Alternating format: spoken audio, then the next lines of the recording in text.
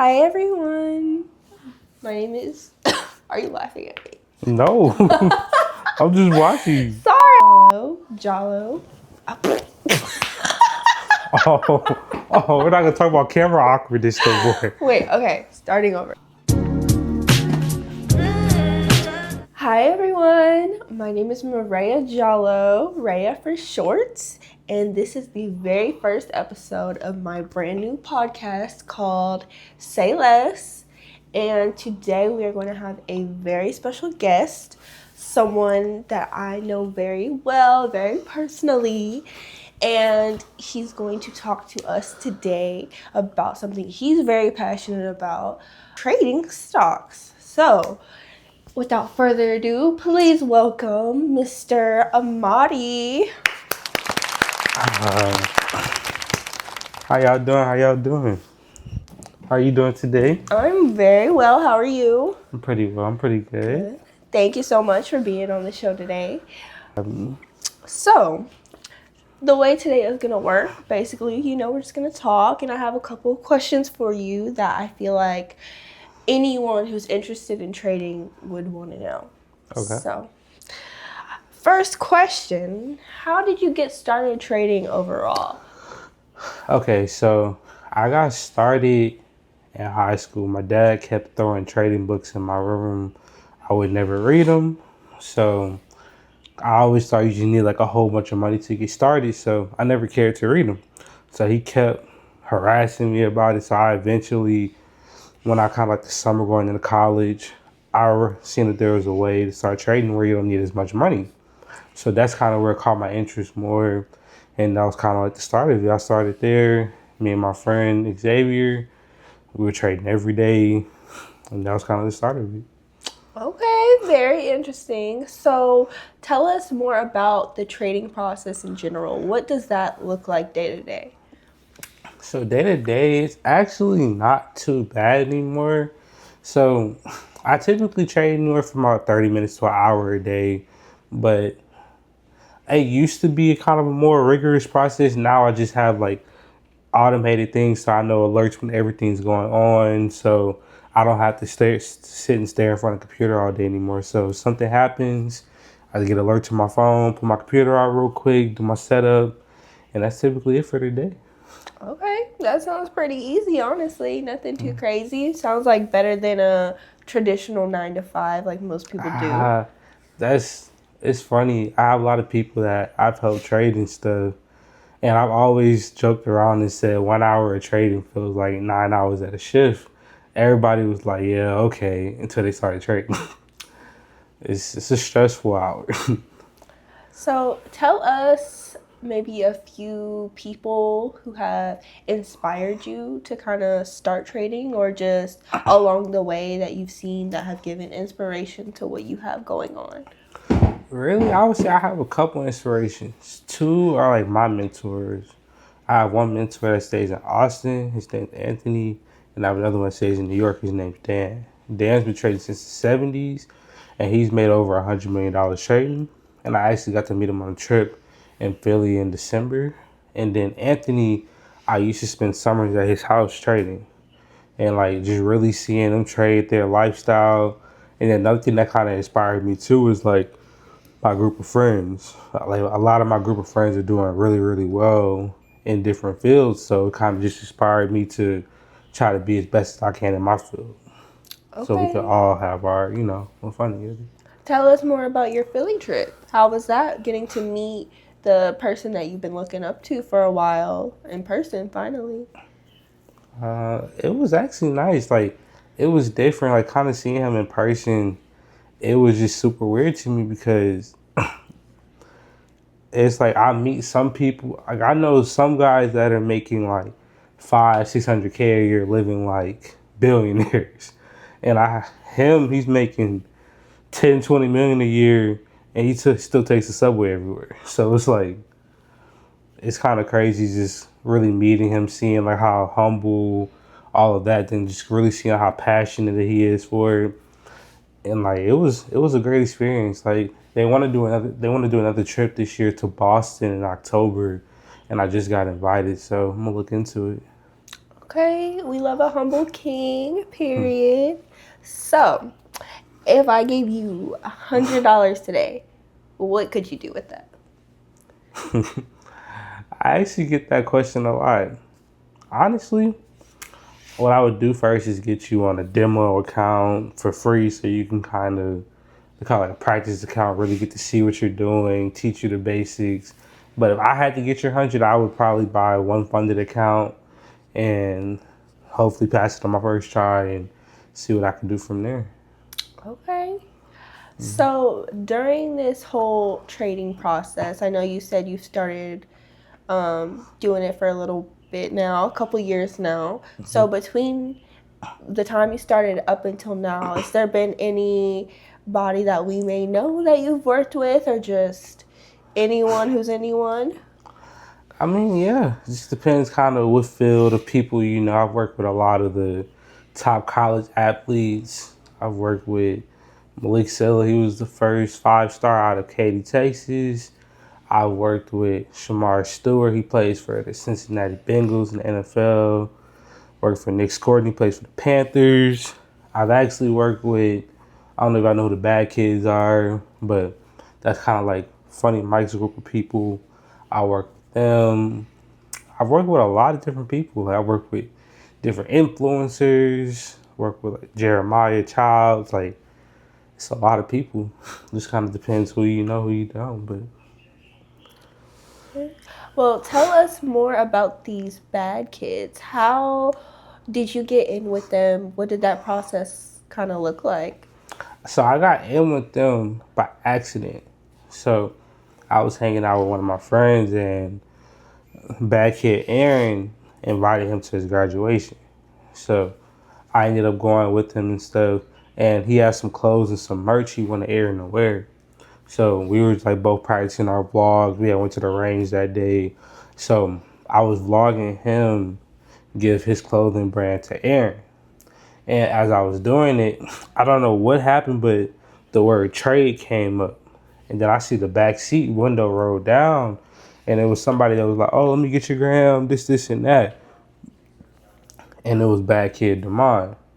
And he was like, I've been wanting to trade. I've been wanting to do this. I've been wanting to do that. And then less than 48 hours later, I was at their house. So I thought I was just helping Demond. Aaron was there with a notepad too. So started working with both of them. So some people that I help, some people I charge. But with them, I'm like, well, I've been interested in getting my content up, this, and that. So I made a deal. I'll teach you how to trade and everything in exchange for content. So now we've actually built a pretty good friendship. We go to the mall together. We do this, like, so that's kind of how my relationship's been with them. I've got to meet Funny Mike on the phone a couple times. So. Okay. Can we expect to see any of Little Mike in the future? Funny. Little Mike. I don't think he would appreciate that. My bad. Funny Mike. Can we expect to see any of Funny Mike working with you in the future? Yes, you can. Actually, I got invited to his house as soon as Aaron and Demond get back. Like when Funny Mike gets back from Streamers University, they're all planning something so I can go to his house and actually meet him in person. And then I've also got an invite to his streamers prom. So. Okay. Very, very exciting. So, this is the $1 million question. Okay. This is typically a question that, some people don't want to answer, but I feel like it will give people starting off a lot of inspiration, What to hit a certain point. So my question to you is, what's the most amount of money you made from trading in a day? The most I've made in one day was 15 grand. That's the most I made in one day. Okay. So, what is the most irrational purchase that you've made? I feel like before that question, you gotta also ask me what's the most I've lost in a day. Okay, well, what's the most you lost in a day? 30 grand. Oh, I remember. it's a big difference. Yeah, Okay. that's the most I lost in a day. I cried. I didn't eat. I answered my phone for nobody. It's the most I've lost in a day. Well, you can obviously see the big jump between how trading can kind of be. You have your ups, and it sounds like you have your downs too. Yeah, for So, sure. okay. Okay, so what was the next question? Just what is the most irrational purchase that you've made? The most irrational purchase I've made. There's a lot of them. If you had to pick one. If I had to pick one, probably a go-yard bag. I'm not mad at it. That was definitely my most irrational purchase. Like I was laying down, I think I was upset at something. So I was like, this might make me feel better. And yeah, spent a good bit of money on a go-yard bag. Okay, y'all know the song. Where all my skimming that. So, do you feel like between the time that you started up until now, obviously I'm sure you have more money today than you did when you first started. Do you feel like money has changed you at all? In a way, yeah, but not in a bad way. I feel like money has changed my perspective on things. It's changed kind of like my viewpoints. It's made things I would have never thought were realistic at first seem a lot more realistic. Like it changes how some people might view celebrity. I don't view celebrities as celebrities, like because it's kind of changed my viewpoints as a whole. But I definitely don't think it changed me as a person. Like I got a little bit bougier taste now, this and that, but overall, I think it changed me in a good way. Okay. Are there any misconceptions about people with money? Actually, yeah. A lot of people think the people that spend the most and are the flashiest are the people that have money. It really be the people you least expect. The people who are kind of more settled with it are the people who have the most money. And another misconception is people think certain amounts of money are a lot of money when they're really not. Like you learn in life once you start to make more money, life gets a lot more expensive. So I'd probably say that's like the biggest misconception. Okay, that reminds me of Adam Sandler. Like he kind of dresses a little funny, but he's like richer than all of us combined. Oh yeah, So like my friend Shamar, when he was making a couple 100,000, he was living like a multi-millionaire. Now he has a $30 million contract, and he's 10 times more modest than he was then. So it's like, well, my next question was going to be who do you plan to work with in the future? But I know at least one of those answers we learned was Funny Mike. right. Anyone else we can look forward to? Yeah, so I have a lot of different influencers I plan on working with, but I got two really, really big recruits at Texas A&M I plan to work with. One, his name DJ Hicks. He's projected to go first round. And another, his name is Des Ricks. They kind of sound alike, but they're both projected to go really, really high in the draft next year. So Okay. got that working. Well, we'll be looking forward to that. What is a big lesson that you feel like trading has taught you? Trading has taught me I have to be the best me. Like when you trade, you have to be the best you. So like if you're kind of like inconsistent in real life, if you're greedy in real life, all of your bad character flaws reflect in the trading. So I've learned to be a better trader. I have to be a better me because it's just kind of trading is a reflection of yourself. That's probably like the biggest thing I would say. It took me some time to learn, but I would say that. Okay, y'all hear this? He went through all the hard stuff in trading, so y'all don't have to take this advice. So if you lost all your money today, you just had one really bad trade, and you are, you feel like you're at 100 right now. Now you have almost nothing. What are you doing? Okay. Well, just for people watching, if you trade smart, there's no way you should lose all your money in one day. But for the hypothetical of the question, if I was at zero, I would kind of do what I did to get started, just way smarter. So I'll find a way to grind up a couple $100, buy some funded accounts, buy one, try to work to get a payout, and then use that payout to reinvest and stack it up, and then kind of run it up from there. Then start to take my money, diversify it into trading options, and just rebuild the process. But just probably a lot quicker because I know what I'm doing a lot better now. Okay. That kind of reminds me of like the YouTube video I seen. It was like a billionaire emptying their account and seeing if they can run it up again. And since they have the smarts to know what they need to do, they were able to do it pretty well. Okay. Well, definitely let us know some more about that information because I'm sure we all want to be a billionaire. So slide that video over. So have you ever tried to quit? Maybe that really bad day you were telling us about, where you lost 30K? Yes. That was a real violent day. A lot of things got hit that day.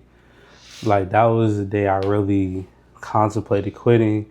And it's really not easy because you go through so much, like, trial and error. Like, but that was probably the day I thought about quitting. But I kind of needed that day because I kind of joke around and say it was a hard journey to start making money from trading. But once I started, I got my first payout. Second payout was a week later. Got my third one, then the fourth one was going to be for 30 grand. I thought I had the world figured out. It was getting to my head. I started to build a nice ego on me. Like, I was walking past people, I'm like, peasant. Like, that's what I'm thinking in my head. Like, it was a really bad mindset. So I think the universe knew not to give me that payout that day because I was going to be a real a-hole. So yeah, I would just say, like, that right there was the biggest lesson that kind of trading has taught me. Like, you have to, one, like, be humble. You have to have humility. And then you have to really, it teaches you also be really grateful and appreciative of what does come into. Okay. Well, with that being said, that kind of leads me over to my next question. Mm-hmm. What is some advice you have for anyone watching that wants to start up? Don't rush it. Don't rush it. And don't bank on trying to watch a million YouTube videos, do this, do that. I would just say, like I said earlier, like, the market is a reflection of yourself. I've had some people I've helped that are really undisciplined in their real life, and their trading journey shows the exact same. And I've had some people who are really disciplined in their real life, and within a month and a half have made pretty not life-changing money, but pretty life-changing money in a way, you know? So I would just say, before you get started, kind of just really self-analyze yourself, and then from there, start to slowly get your foot in the door. Be okay with making mistakes. If you blow an account, if you lose money, get back on the next day. You have to be okay with errors. Okay. What do you feel like is a lesson that trading taught you that you didn't learn in college? A lot of things. College has your mindset. I was in one class one day, and professor went around the class. He was like, okay, when y'all graduate, how much y'all think y'all starting salary is going to be? One person said 100K. And then he was like, yeah, and then you woke up. Like, and somebody else said 60. He was like, that's a little better. It's like 4 years of school to get a 60K salary and be in hundred thousands of debt. It's like kind of crazy. But like, in your head, you don't think you could make really good money unless you're finna be like a doctor or lawyer or something like that. So it's really worked on like my perception. Like, people think you got to work 12-hour days and 4 different jobs to make decent money, when there's other people making the same thing these doctors and lawyers are making in their bed in their underwear tapping the butt. Like, that's kind of what trading has taught me. Like, the world is a lot, like, there's a lot different things you can make money in this world that they don't teach you in college. College just kind of teaches you kind of get into a system. Do you feel like college has helped you with your trading career in any way? No. Okay.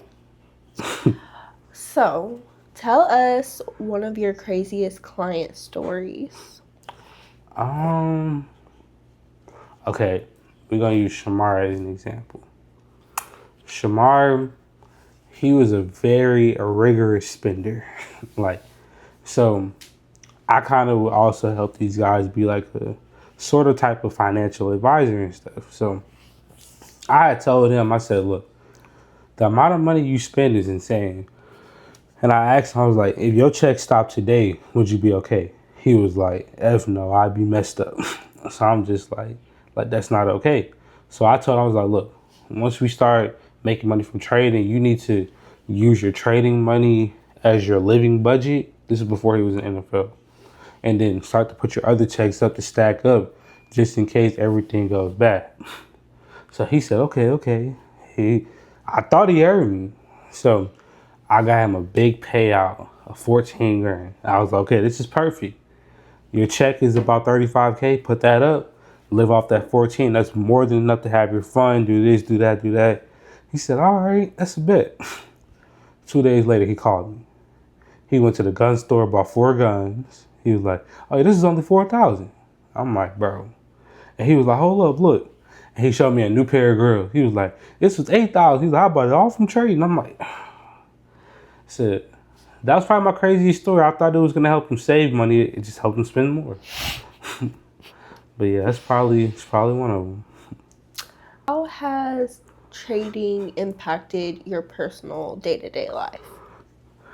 It's actually made my personal day-to-day life very peaceful because I'm very aware a lot of people have to go to work every day, have to listen to certain people. It's made like my personal day-to-day life. I kind of do what I want when I want for the most part, except having to answer calls and make content. But that's a good problem to have. Like, so it's kind of, I would say, definitely affected me positively. Gives me a lot of times to focus on other things. Mm-hmm. So, what's next for you? What are the goals? What are we looking into for the future? So I want to start doing other types of trading, getting some long term money put in, and then I was just talking to my friend DJ just about different investment opportunities because I would like to be able to diversify my portfolios for not just trading. See if I can eventually get into more into real estate stuff like that to just have some reoccurring income. Okay, I like that. Thinking bigger because it's always good to have kind of multiple things up your sleeve in case one doesn't work out. Mm-hmm. Always have backup plans or just use like different outlets to make more money. Mm-hmm. I'm trying to get like you and your people, big duplex, all of that. Trying to get like that. So, we are going to move on. Thank you so much for kind of just letting the people know what you have going on and Mm-hmm. any advice for them. And, we appreciate it. So, we're going to Appreciate you. move on to the fun part. Okay. We're going to ask some interesting questions, and I can kind of answer too. So, we can both kind of, Okay. so it's going to kind of be like a little game. So, what do you feel like is your biggest red flag in a woman or whoever when you're looking for a relationship? What's a red flag? Probably just if someone can't take any self accountability. I feel like everybody makes mistakes, but if you can't be, I guess, like just true enough to take accountability, I'll probably say that's a big one. Okay. I would say for me, biggest red flag is probably just those kind of people that like lie about little stuff. Mm-hmm. Like, I feel like little stuff, if you can lie about something little, you can lie about something big. So, probably just that. What is a pet peeve that you have in your partner or in a partner? That's a good one. You answer first. Pet peeve? I don't know. Maybe just like taking over the room, like when it's like if you're sleeping or if you're on the couch sleeping, whatever, taking a nap, and then like I hate when somebody like comes in and is like disruptive to the room and like takes over the room. Like I hate that. I would say that's a pet peeve. Oh, I got a good one. Probably super OCD. Like that's probably one that's like very annoying. Like you do something, pick that up. Yeah, that's probably a good one. And do you think that the woman can be the breadwinner? Is that okay? I mean, yeah, it can be. Yeah. Would you be okay with that? Like personally? I honestly don't know. Like, cause I've just never truly have like seen that like in my household and stuff. So it probably just be a little bit different. But it's like, you can't fault somebody for making more money. Yeah. Like if anything, try your best to match it. Right, I was gonna say you better step it up. Hmm. But I mean, me personally, I think it's fine. Whoever's the more successful person or more makes the more money, like, I mean, that's It's like cool. if somebody wants, it's like say she wants to be a lawyer, and the schedule is just so rigorous, but bringing in $500K and I gotta watch the kids and stuff. I'll be a stay-at-home dad. Give me a little allowance. What's an unpopular opinion that you have that like something most people probably wouldn't agree with that you think? This is a basic one. I would say 10K is not a lot of money. Okay. Would you agree with that? I mean, I've never had 10K. So I don't think I'm in a position to say whether or not. What, does it seem like a lot of money? I mean, if I was gifted 10K today, I would be good for a while. Yeah, I would say. So I could buy a car. I could put a down payment for a house. Like, I would be cool with 10K. So if that's not enough for you, if you want to bring 10K over here because it's not working for you, just let me know. I would say that's an unpopular opinion. I don't like Kanye. That's unpopular? I don't know. Do y'all like Kanye? I don't like Kanye. His old songs are cool, but he just demonic and stuff. I don't like Kanye, so I don't know if that's an unpopular opinion, but that's what I have to say. Okay, I think mine was better. Okay. Can money buy happiness? Yes. For sure. Like, it can buy happiness to a certain extent. Like, I ain't gonna say it could just straight up buy happiness, but I know how I felt on a day-to-day when I didn't have it. I know how I feel on the day-to-day when it isn't, so it's like, it definitely buys a certain degree of happiness. But at the same time, it's like, money can't control things that go on in the real world. Like, money can't control people around you. So it buys a certain level of happiness, yes, but not everything. Yeah, I would rather be crying in my Rolls Royce than my beat up Honda. So, or if like the world was about to end, I would rather be scared in my bunker than scared on the streets. Yeah. So, I mean, I second that. Yeah. Can men and women really just be friends? Yes. What do you think? I feel like it just depends on to what degree. I don't necessarily think men and women can be best friends. Like if that is your only person, that is your best friend, and it's the other gender, and that's it. Like I don't think so. I think it just depends. You said friends are not best friends. Yeah. Oh well, I mean they can be. I think they can be friends, but like I said, it just depends on like what degree. Mm-hmm. Just not to a crazy degree. I don't think they can be best friends. Okay. Yeah. Let's see. Next. Should couples split bills 50-50? I mean, that's their situation. Like, I feel like if their situation, it depends on the situation. Like, I don't think there's no right or wrong answer. I think if it's like, okay, if the girl is making $30K a year and the guy's making $300K a year, the bills probably shouldn't be 50-50. But if it's like they're making close to the same, this, and that, and like y'all talk it out and y'all have whatever y'all agreeing on, I feel like it just varies couple by couple, Because the way my people used to do things were like, my dad would pay the rent, certain bills around the house, my mom would pay the small bills, take care of the groceries, little stuff for my sisters and stuff like that. So I guess like that was their version of 50-50, If like they were okay with it, then that's fine, But I just feel like if y'all are at a point where y'all are like, incomes are kind of the same or this, and that, then I feel like it's okay to me. I feel like whoever makes more, like if someone makes significantly more, whoever that is, they should probably pay more of the bills. But overall, I think if you guys are making somewhere near the same amount, I still think the man should pay more of the bills. No, typically like a man should want to pay more, but Yeah. I'm like, not everybody's gonna always be in that position, So until the man gets in that position, if that's what y'all agree, I don't think there's nothing wrong with it. But I just feel like a man shouldn't be in a relationship with a woman to that extent. You're living together, all that, if he can't afford to pay more of the bills.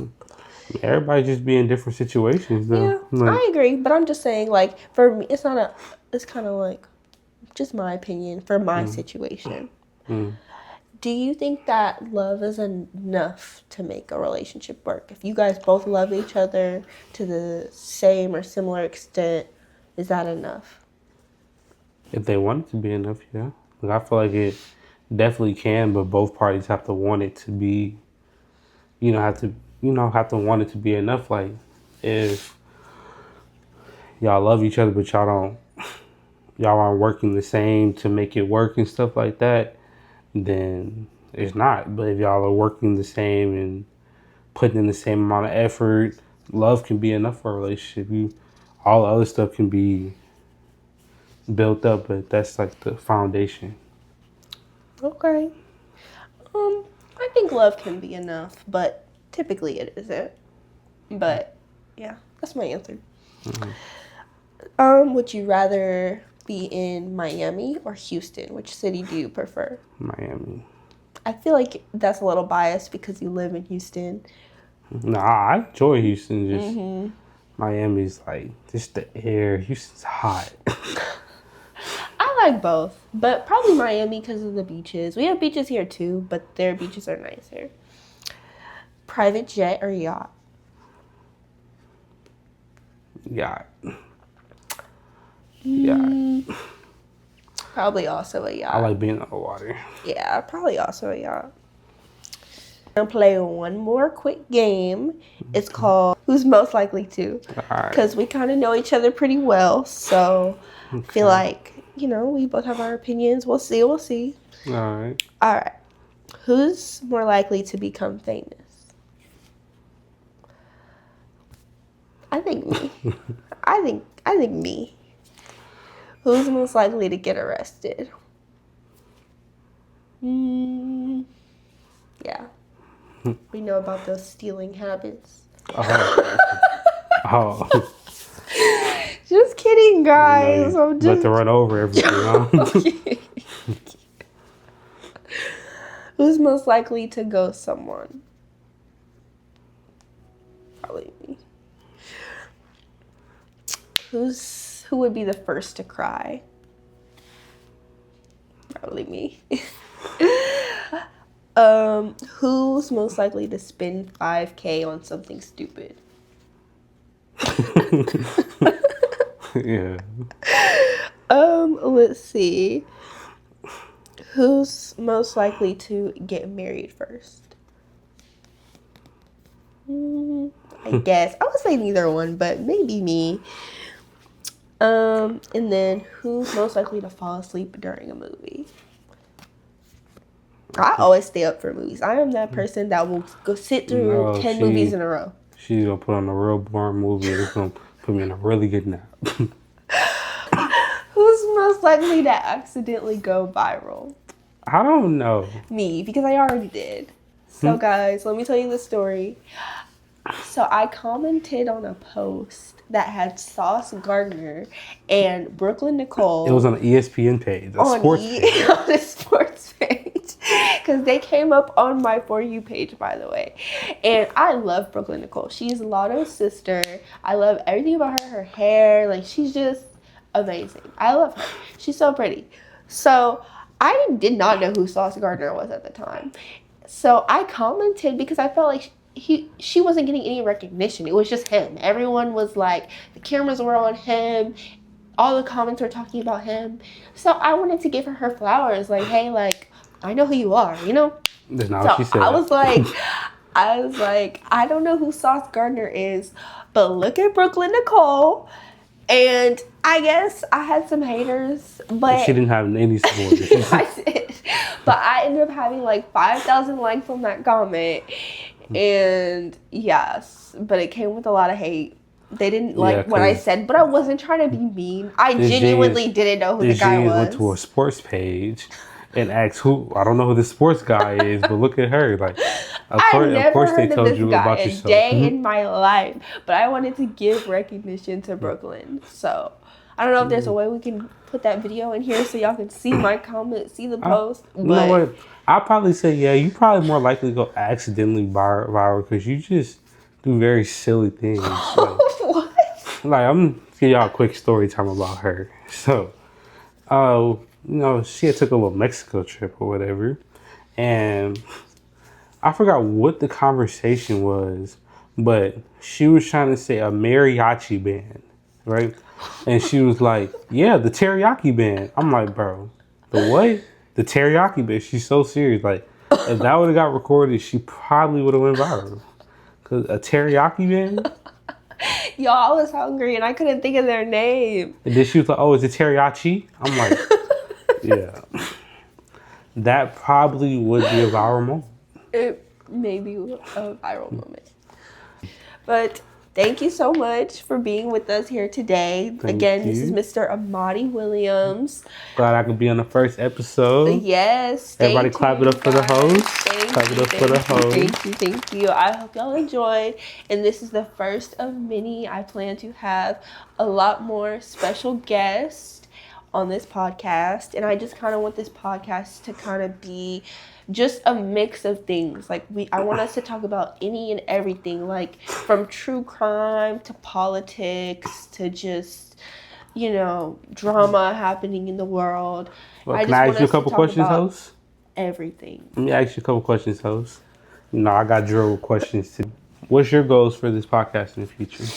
My goals for this podcast are just to reach as many people as possible, be as entertaining and relatable as possible, and make connections. So can we expect any special guests in the future? Yes, I do have a list of spoilers? People.